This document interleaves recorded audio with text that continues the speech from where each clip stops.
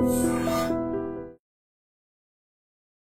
Hello నమస్తే, welcome back to iDream media. ఈరోజు మనతో ఉన్నారు amphi certified mutual fund distributor అయిన పద్మజీ. మ్యామ్తో మాట్లాడతాం. Hi ma'am.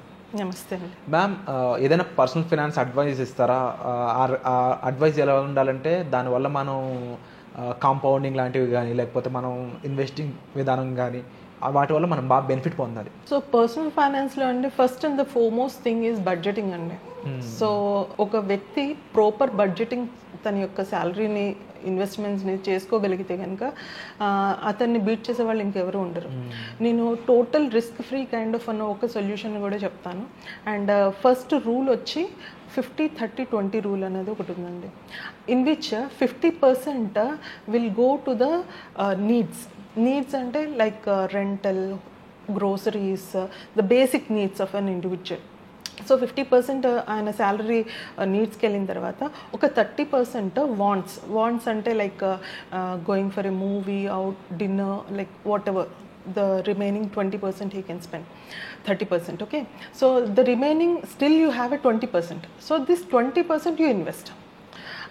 సో ఈ 20% ఇన్వెస్ట్ చేయగలిగినా కూడాను they can have a significant difference అనమాట. So most of the times ఏమవుతుందంటే మనం రూల్ చెప్పేస్తాము, కానీ ఈ రూల్ని ఒక వ్యక్తి యొక్క పర్సనల్ లైఫ్లో ఇన్కల్కేట్ చేయాలి అంటే కనుక నేను నా క్లయింట్స్కి కూడా అడ్వైస్ చేస్తూ ఉంటాను ఏంటంటే to have 2 to 3 different bank accounts. ఇది చాలా ఇంపార్టెంట్. ఎందుకంటే ఒక శాలరీ ఒకసారి మీ అకౌంట్లో పడిన వెంటనే ఫస్ట్ 3 బ్యాంక్ అకౌంట్స్ ఓపెన్ చేయండి. ఒకటి వచ్చి మీ శాలరీ అకౌంట్, ఇంకొకటి వచ్చి ఇన్వెస్ట్మెంట్ అకౌంట్, ఇంకొకటి వచ్చి స్పెండింగ్ అకౌంట్. ఓకే, సో ఎప్పుడైతే మీ శాలరీ వస్తుందో first 50% or the amount which you wanted to spend అది మీ స్పెండింగ్ అకౌంట్లోకి వేసేసేయండి. 20% మీ యొక్క ఇన్వెస్ట్మెంట్ అకౌంట్లోకి వేసేసేయండి. ఇప్పుడు ఈ మధ్య కాలంలో ఇన్వెస్ట్మెంట్ అకౌంట్స్ అంటే సేవింగ్స్ అకౌంట్లో కూడాను 4 to 7% రేట్ ఆఫ్ రిటర్న్ వచ్చేది చాలా బ్యాంక్స్ ఇస్తున్నాయి. సో దాని మూలంగా కూడా ఎంతో కొంత అడ్వాంటేజ్ తీసుకోవచ్చు. అండ్ ఈ ప్రకారంగా చేయటం మూలంగా ఆటోమేటిక్గా డిసిప్లిన్ అన్నది ఇన్కల్కేట్ అయిపోతుంది.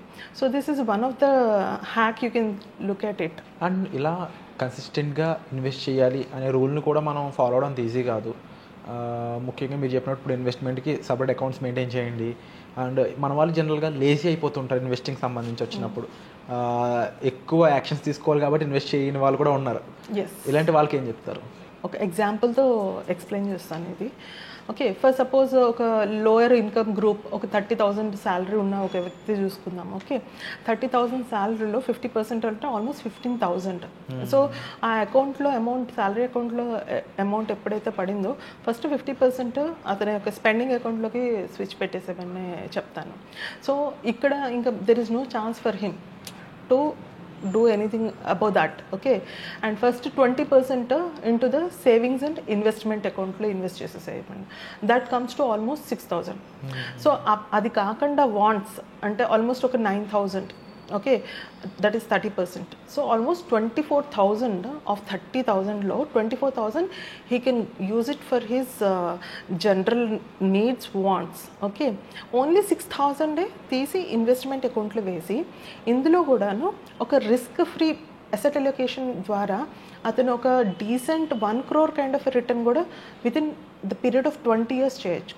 ఫర్ ఎగ్జాంపుల్, ఒకవేళ కనుక మన హిస్టారికల్ రిటర్న్ చూస్తే బ్యాంకింగ్ ఎఫ్డి అనేది 7% ఇచ్చింది. ఓకే, 7%లో ఈ 6,000లో 2,000 ఓన్లీ ఎఫ్డీకి వేసేసేయండి. ఓకే, ఆర్డీ లాగా.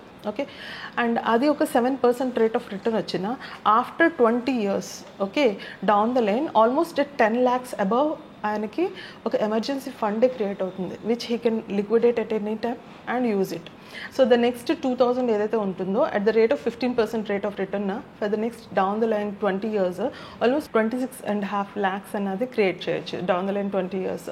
అండ్ నెక్స్ట్ 2,000 అన్నది స్మాల్ అండ్ మిడ్ క్యాప్లో ఇన్వెస్ట్ చేస్తే which has given historical return of almost last 5 yearsలో అయితే కనుక 32% రిటర్న్ వచ్చింది. అండ్ లాస్ట్ 10 years ఒకవేళ 10 to 20 years చూసుకున్నా హిస్టారికల్ రిటర్న్ 20-21% రిటర్న్ అయితే ఇచ్చాయి.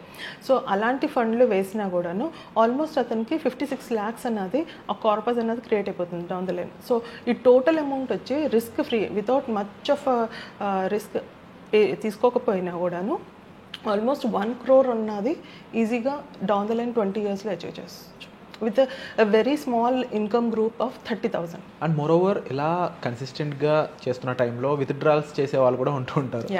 అలా చేయడం వల్ల డివియేట్ అవ్వడం వల్ల కలిగే ఇబ్బందులు చెప్తారు. ఇన్వెస్ట్మెంట్ అనేదండి it's not an active income అండి. Okay, this is a passive income.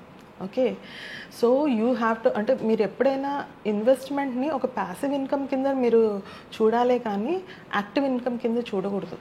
And నా సజెషన్ వచ్చి ఎప్పుడైనా ఒక వ్యక్తి తన యొక్క యాక్టివ్ ఇన్కమ్ని ఒక 25-year-oldకి ఈ రోజు కాలంలో 30,000 అన్నది ఎఫర్ట్లెస్ 25-year-oldకి they can earn, right? So ఈ మధ్య కాలంలో there are so many opportunities of upgrading, వాళ్ళ స్కిల్స్ అప్గ్రేడ్ చేసుకునే అవకాశాలు ఉంటాయి. సో డెఫినెట్లీ యాక్టివ్ ఇన్కమ్ అన్నది డెఫినెట్లీ పెంచుకుంటూ వెళ్ళాలి. ఇది నేను ఒక ఐడియల్ సినారియో చెప్పాను 6,000 అన్నది. Okay, but in any other aspect also salary అన్నది 5-10% చొప్పున ఒకవేళ పెరుగుకుంటూ వెళ్ళినా ఇతను ఇంకా బెటర్గా ఇన్వెస్ట్మెంట్ అండ్ బెటర్గా ఒక కార్పస్ అన్నది క్రియేట్ చేసుకోవచ్చు. So look at it as only a passive income. Active ఇన్కమ్ని పెంచుకోవడానికి ప్రయత్నించాలి. Wonderful ma'am. సో ఓవరాల్గా ఇన్వెస్ట్మెంట్స్ అనేవి డిబేట్ అవ్వడం కన్నా కూడా కన్సిస్టెంట్గా చేసుకుంటూ వెళ్తే మంచి ప్రాఫిట్స్ అనేవి చూస్తూ ఉంటారు. అండ్ వండర్ఫుల్ ఇన్ఫర్మేషన్ ఇచ్చారు ma'am. Thank you so much. Thank you అండి.